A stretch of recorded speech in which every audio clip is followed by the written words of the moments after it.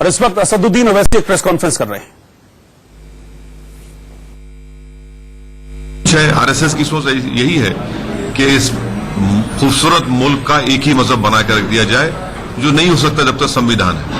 Sir, अभी आपने tweet किया आर्मी चीफ का एक स्पीच था, एक बयान था, उस पर आपने ट्वीट किया।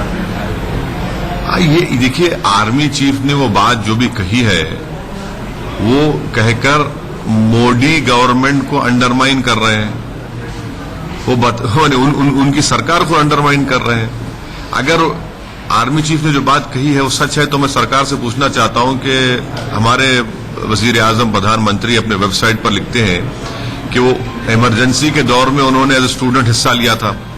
तो फिर जब इमरजेंसी के दौर में जब स्टूडेंट ने हिस्सा लिया था तो अगर वो भी गलत, अगर ये इनके बयान के वो भी गलत है। फिर जेपी ने, जयप्रकाश नारायण ने कहा था कि आइए, इमरजेंसी में स्टूडेंट कहा था कि आइए इंदिरा गांधी के इमरजेंसी के खिलाफ एहतजाज करिए। ये भी बताना पड़ेगा सरकार को। तीसरी बात यह है कि ये भूल गए, कल तो वाजपेयी साहब के याद की है। कल अटल बिहारी वाजपेयी ने एडमिरल विष्णु भगत को हटाया था। वो क्या था फिर? ये तो इनका ये स्टेटमेंट चीफ ऑफ आर्मी का, ये तो गवर्नमेंट को अंडरमाइन करता है और गलत है। वो बिल्कुल गलत है। डेमोक्रेसी में आपको ये जो प्रोटेस्ट में क्या करना है आपको? ये तो सरकार को अंडरमाइन कर रहा है। तो सरकार की बेइज्जती हो रही है इस तरह का बयान देकर। सर, अल्पसंख्यक मामलों के केंद्रीय मंत्री मुख्तार अब्बास नकवी साहब ने बोला है कि जो लोग ये विरोध कर रहे हैं कल फ्यूचर में रिग्रेट करेंगे। फ्यूचर में रिग्रेट मतलब अफसोस करेंगे कि क्यों विरोध किया। अब अफसोस करना क्या है भाई? जब प्यार किया तो डरना क्या? जब आगे बढ़ गए हैं। हमको कोई रिग्रेट इसलिए नहीं होगा क्योंकि हम संविधान को बचा रहे हैं।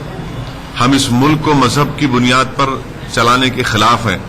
तो रिग्रेट किस बात का? रिग्रेट उन लोगों को होगा जो आज आंखें बंद करके गूंगे हो चुके हैं, अंधे हो चुके हैं। उनको रिग्रेट होगा कि हिंदुस्तान की तारीख में एक ऐसा मोड़ भी आया था जहां पर सबको उठकर इस देश को, इस गांधी अंबेडकर के मुल्क को बचाना था। अगर कोई खामोश बैठा है और अपनी आंखें बंद कराए तो उनको बड़ा अफसोस होगा और जिंदगी भर उनको मलाल होगा। मुझे नहीं होगा, ना जो लोग प्रोटेस्ट कर रहे हैं उनको नहीं होगा। Sir, some people are trying to bring division between Hindu and Muslims. What Mohan Bhagwat has said, and he described all Indians are Hindus. What is your comment on that? You see, as long as one who believes in the Constitution, then the Constitution clearly tells us that India has no religion. India celebrates all religion. In fact, India even celebrates people who don't believe in a religion. The unfortunate part is that the RSS always speaks what is contrary to the Indian Constitution.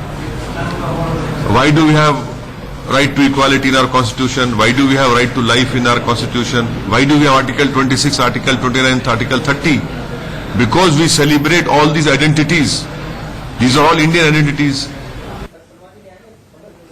इससे पहले आपको बता दें कि राहुल गांधी ने प्रधानमंत्री मोदी पर निशाना साधा था और राहुल के बयान के बाद अब बीजेपी नेता गिरिराज सिंह का कहना है कि पाकिस्तान का काम राहुल गांधी और कांग्रेस कर रही है। इस पर और ज्यादा जानकारी दे रहे हैं हमारे संवाददाता